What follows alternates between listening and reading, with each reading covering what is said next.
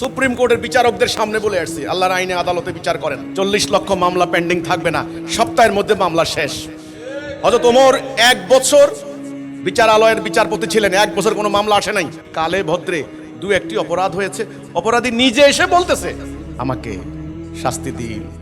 ওরা এখন শুনলাম কি ওই মেয়েকে হত্যা করছে, জবাই করছে, এখন হে বেটায় কয় না আমি তো হত্যা করিনি, হত্যা করছে আরেক বেটায়। এইবার গোয়েন্দা লাগাও, এবার লক্ষ কোটি টাকা সরকারের খরচ হোক। সরকার কি করে, জনগণের কাছে আবার ট্যাক্স বসাচ্ছে। এই খরচ হচ্ছে না এগুলি আল্লাহর হুকুম না মানার কারণে।